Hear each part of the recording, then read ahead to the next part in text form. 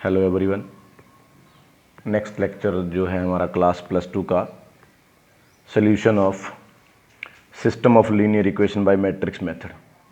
बहुत ही important topic है board point of view से, और स्टेट बोर्ड के अंदर तो जो है क्वेश्चन इसका डेफिनेटली आता ही आता है। 6 मार्क्स का जो क्वेश्चन है मैट्रिक्स मेथड भी डेफिनेटली आएगा। तो मैट्रिक्स मेथड के अंदर न्यू कुछ भी नहीं है, वही है जो आप लोगों ने पहले पढ़ लिया इस चैप्टर के अंदर, that is cofactor and adjoint and determinant. Mainly हमने डिटर्मिनेंट पढ़ लिया, इन्वर्स ही फाइंड करना है हमने इसके अंदर भी, और इन्वर्स ही हम ऑलरेडी फाइंड कर चुके हैं। आपने लास्ट 2 एक्सरसाइज जो किए हैं उनके अंदर आपने मेनली इन्वर्स ही फाइंड किया है। तो सिस्टम ऑफ लीनियर इक्वेशन यही डिटर्मिनेंट की मेन ज़रूरत है।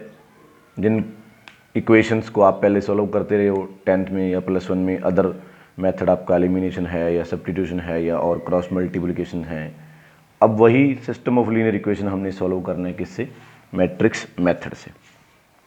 तो आपके पास देखिए सिस्टम ऑफ लीनियर इक्वेशन दिया हुआ हो, फॉर एग्जांपल 3 वेरिएबल्स हैं a1x b1y c1z equal to d1, a2x b2y c2z equal to d2, a3 b3y c3z and d3। मतलब 3 इक्वेशन है तो वेरिएबल 3 है, 2 इक्वेशन भी हो सकते हैं तो वेरिएबल 2 होंगे हमारे पास। तो सबसे पहला हमारा काम मैट्रिक्स ए कॉफिशेंट्स की मैट्रिक्स लिखनी है। मैट्रिक्स ए कॉफिशेंट्स की matrix a1 b1 c1 a2 b2 c2 and a3 b3 c3। B में क्या आएगा? जो इक्वल में क्वांटिटी पड़ी है, जर्नल मैंने एक बार लिखा, आप लोगों को ध्यान रह जाए। बी में क्या आएगा? जो इक्वल्स की क्वांटिटी है, d1 d2 d3, और इधर आएगा आपके वेरिएबल्स 2 हैं या 3 हैं। तो फर्स्ट ऑफ ऑल आपने ए बी और एक्स मैट्रिक्स लिख ली। ए कॉफिशेंट की मैट्रिक्स, जल्दी से रिपीट कर रहा हूँ, बी जो इक्वल में क्वांटिटी है उनकी मैट्रिक्स, और जो एक्स है वो वेरिएबल चाहे 2 हैं चाहे हमारे 3 हैं। तो सबसे पहले मैंने क्या देखो, एक डायग्राम से बना दिया आपके लिए। आप लोग सबसे पहले फाइंड करेंगे determinant A. Determinant A find करेंगे। If determinant A not equal to 0 then आपका system have unique solution given by X equal to A inverse B. If determinant not equal to 0, हम इस इक्वेशंस का solution हो सकता है वो unique होएगा x equal to A inverse B. मैंने कहा था मेन काम जो है आपका वो इनवर्स ही रहने वाला है। If determinant is equal to 0 तो आपके पास 2 केस अराइज होंगे। आपने एडजॉइंट निकालना है और मल्टीप्लाई कर देना है बी के साथ। अगर एडजॉइंट और बी की मल्टीप्लिकेशन 0 आ जाए तो system have infinite many solution, और अगर एडजॉइंट की बी के साथ मल्टीप्लिकेशन 0 नहीं आती तो आपका काम ओवर है, then you say no solution. Determinant find कीजिए, नॉट इक्वल टू 0 तो यूनिक सोल्यूशन है, मोस्ट केसेस यही होंगे। इक्वल टू 0 तो 2 केस हैं। Adjoint into B not equal to 0 then finish no solution. Adjoint into B equal to 0 then system of infinite solution. इसका example solve करेंगे ये कैसे इनफाइनाइट के बाद सॉल्व आपने करना है। तो these are the steps of matrix method. तो फर्स्ट क्वेश्चन डिस्कस करते हैं। 5x minus 7y is equal to 2, 7x minus 5y equal to 3। तो आपके 3 काम है, मैट्रिक्स ए लिख दिया आपने, मैट्रिक्स बी लिख दी और मैट्रिक्स एक्स लिख दी। ए कॉफिशेंट की मैट्रिक्स, रिपीट कर रहे हैं फिर से, कॉफिशेंट की मैट्रिक्स है, और बी में है आपके पास 2 और 3, और एक्स आपके पास आ गया x और y। तो आपने सबसे पहले क्या निकालना है? डिटर्मिनेंट। बहुत अच्छे से आपको पता है 2 क्रॉस 2 का डिटर्मिनेंट -25 + 49 आ गया, 24 आ गया, नॉट इक्वल टू 0 आ गया, सिस्टम हैव यूनिक सोल्यूशन हो गया, given by x equal to A inverse B भी आ गया।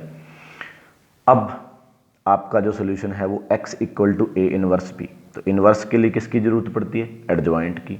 2 क्रॉस 2 का एडजॉइंट आपको डायरेक्ट मेथड पता होना चाहिए, आपको बताया हुआ, मैं फिर से बता रहा हूँ। डायगोनल एलिमेंट्स को इंटरचेंज करना होता है, डायगोनल एलिमेंट्स को इंटरचेंज, और नॉन डायगोनल का साइन चेंज करते हैं। चेंज द डायगोनल एलिमेंट्स कर दिया हमने, बिना डायगोनल वालों का साइन चेंज कर दिया, इनवर्स निकाल लिया। X matrix variable X Y, inverse 1/24 into this B जो इक्वल वाली मैट्रिक्स थी 2 और 3। तो हमने मल्टीप्लाई किया 11 और ये 1, 11/24 और 1/24।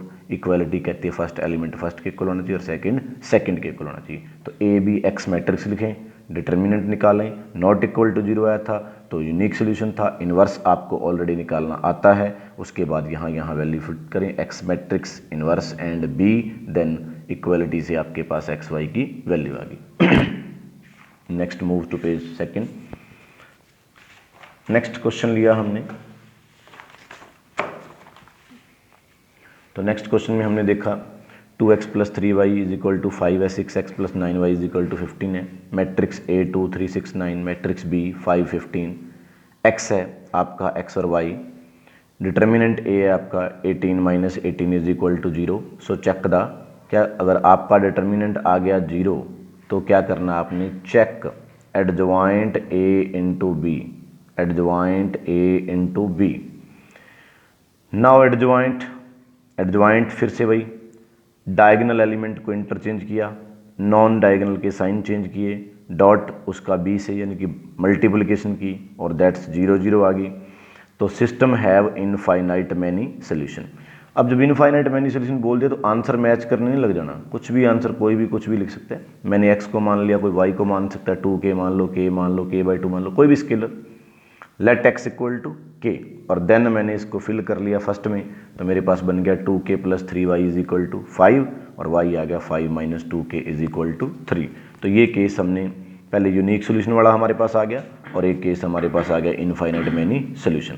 इन केस फिर रिपीट कर दूं, adjoint A × B not equal to 0 आता तो आपका क्वेश्चन जो था वो वहीं पे स्टॉप हो जाता, क्योंकि उसका तो आपके पास कोई सोल्यूशन नहीं था। तो ये बात हमने करी 2 × 2 की। अब बात करते हैं 3 × यस। तो नेक्स्ट जो क्वेश्चन है हमारा वो है 2x + 3y + 3z = 5, x - 2y + z = -4 और 3x - y - 2z = 3। Matrix A similar coefficient की मैट्रिक्स, मैट्रिक्स B इक्वल में 5 - 4 3 और x जो है वो वेरिएबल्स हैं x y और z की मैट्रिक्स। तो फर्स्ट स्टेप आपका डिटर्मिनेंट। प्रॉब्लम क्वेश्चन में कुछ भी नहीं है, सबको आता होगा, बस जो है कैलकुलेशन की मिस्टेक नहीं होनी चाहिए। तो डिटर्मिनेंट निकालते हैं, भी आएगा 4 + 1 -3, आप इससे एक्सपेंड कर रहे हैं फर्स्ट रो से, सबको ये पता होगा, -2 आएगा और आपका फिर से आएगा -3 और देन आपका बनेगा +3। तो ये करेंगे, ये आपका आएगा -1 और प्लस का रह जाएगा 6। देखिए 2 से करोगे आप, रो कॉलम छोड़ोगे, 4 माइनस प्लस हो जाएगा, फिर सेकंड पे आओगे -2 -3 आएगा, फिर थर्ड पे आओगे तो माइनस का आपके पास 1 होएगा, प्लस का 6 होएगा। ये डिटेल मैंने क्यों लिखी है ये भी बताऊंगा मैं, क्योंकि 3 को फैक्टर हम लोगों ने यहीं से उठाने हैं। तो हमारे पास ये बनेगा 10, ये कर दूंगा 5 प्लस ये हो जाएगा 15 और अगेन मेरे पास कितना आएगा वहाँ से भी 15, ये दिस इज़ 40 यानी कि नॉट इक्वल टू 0 और इसका मतलब हो गया आपका यूनिक सोल्यूशन। अब जब यूनिक सोल्यूशन है तो आपको पता है यूनिक सोल्यूशन तो क्या होता है, x = A इनवर्स B, यानी कि आपका मेन काम क्या रहा इसमें, इनवर्स, और उसके लिए ज़रूरत है किसकी, कोफैक्टर्स की। कोफैक्टर्स की ज़रूरत है, तो कोफैक्टर्स मेरे पास A11 A12 A13, ये 3 मैं डायरेक्ट उठा सकता हूँ। ये देखिए 5 यहाँ से, इसके साथ खुद के साथ माइनस आएगा, माइनस वहाँ से तो हो जाएगा +5 और ये मैंने उठा लिया यहाँ से। तो इसलिए मैंने डिटर्मिनेंट में डिटेल लिखी थी ताकि उसका बेनिफिट यहाँ अपने को हो सके। तो 3 कोफैक्टर तो जल्दी से आप, ओड है तो माइनस लेगा, ओड समय तो ये सम सबको याद होना चाहिए, पिछला आपने लेक्चर देखा होगा, रिपीट किया होगा। तो नेक्स्ट आप फर्दर 1 पे पहुँच के कॉलम छोड़ेंगे, रो छोड़ेंगे, तो आपके पास आएगा -6 आएगा और प्लस का 3 आएगा, तो वहाँ से रह जाएगा -3 माइनस हो जाएगा +3। नेक्स्ट एलिमेंट पे आप आएंगे, रो छोड़ेंगे, कॉलम छोड़ेंगे, -4 होएगा आपका और माइनस का ही होएगा आपका 9, तो आपके पास रहेगा -13। फिर देखते हैं आप 1 पे होंगे, आप रो छोड़ेंगे, कॉलम छोड़ेंगे, रो कॉलम, -2 -9 यानी कि -11 और माइनस प्लस हो गया। आपके पास ओनली थर्ड रो के कोफैक्टर्स बाकी हैं, कैपिटल लेटर से आपने डिनोट करना होता है, ऑल ऑफ यू नो। तो आपके पास सम इवन है, यहाँ पे ओड है, बाकी फिर इवन है। तो क्या किया आपने, कॉलम और रो 3 + 6, 3 + 6 यानी कि 3, A3 2 पे जाऊँगा, रो कॉलम 2 -3, तो -1 का हो जाएगा +1, और फिर अगर आप यहाँ पे चलेंगे तो आप करेंगे -4 -3 यानी कि -7। देखिए इससे रिपीट करेंगे आप, ये छोड़ना ये छोड़ना, 3 - 6,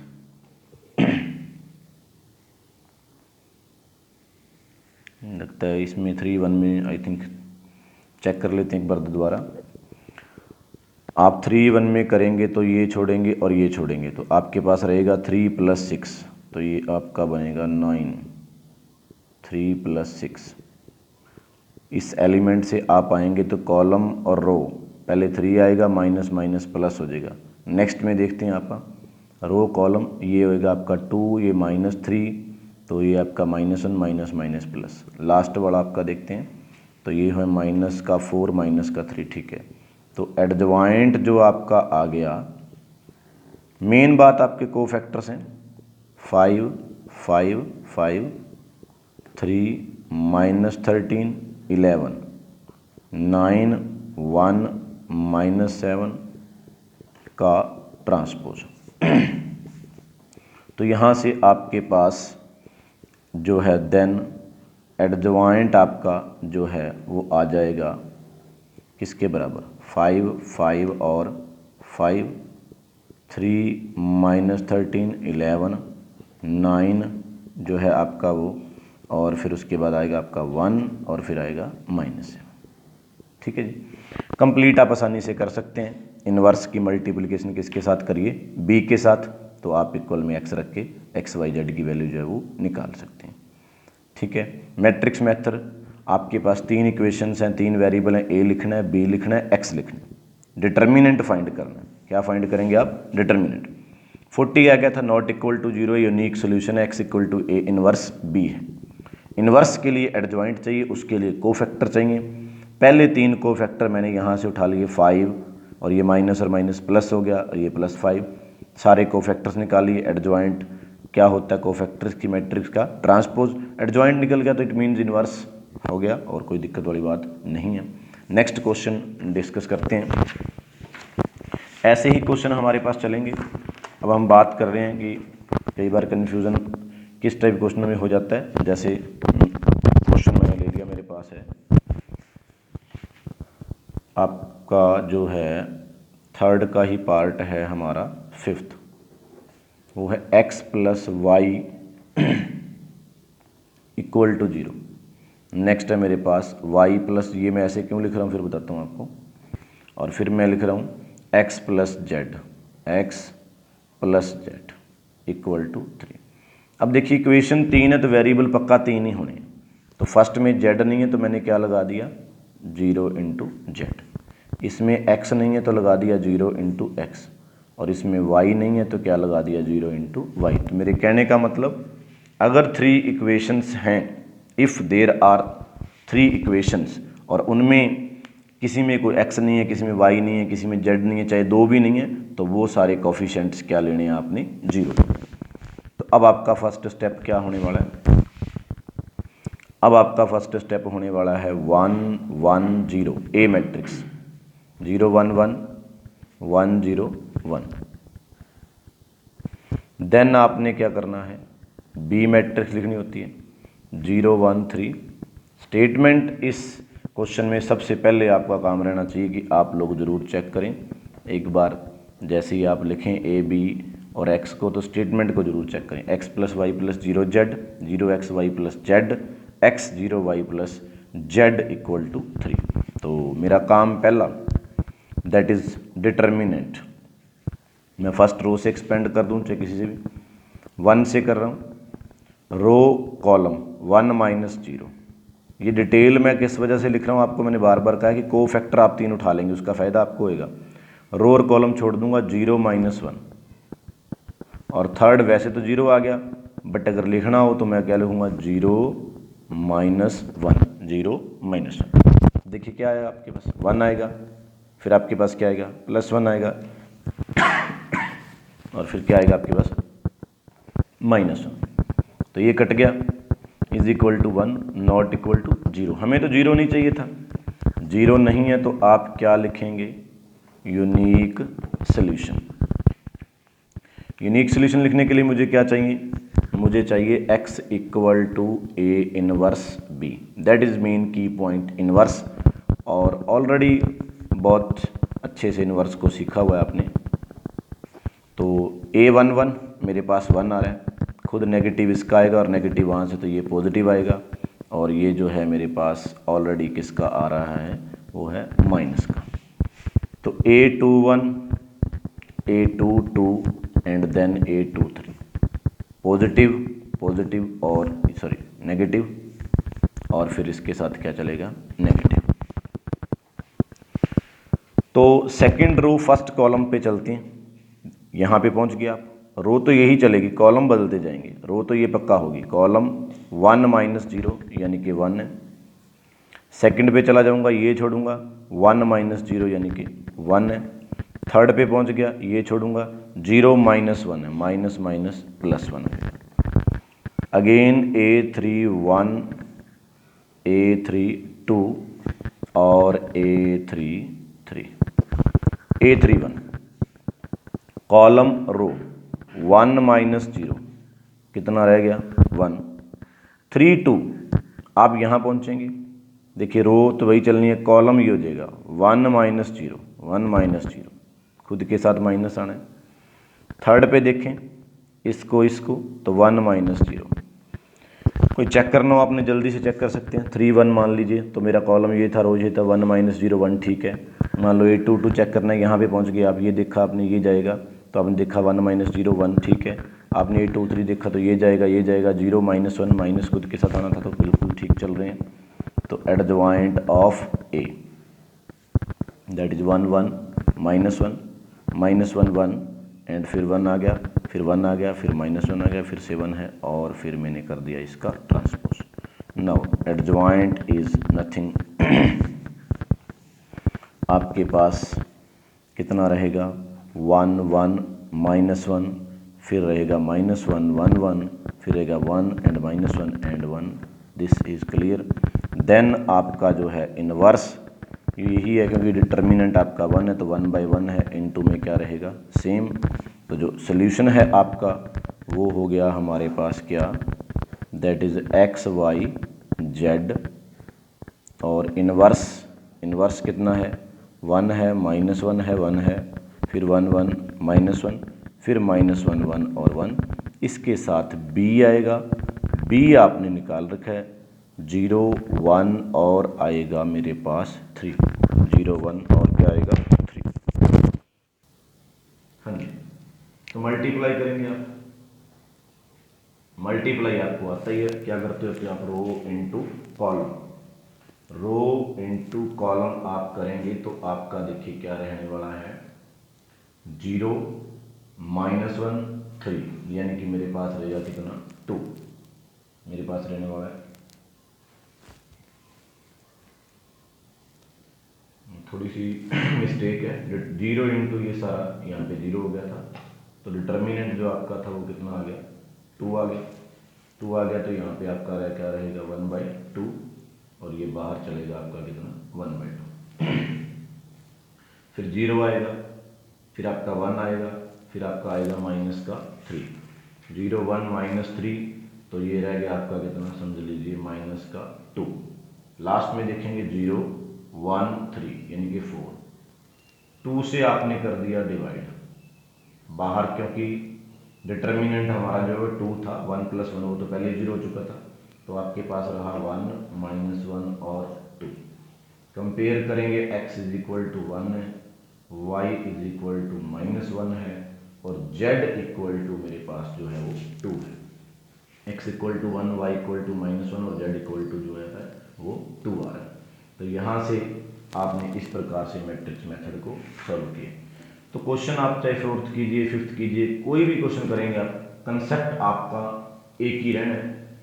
3 वेरिएबल्स हैं तो 3 इक्वेशंस है आपके पास, a b और x लिखिए, स्टेप देखिए a b और x, फिर डिटर्मिनेंट फाइंड कीजिए।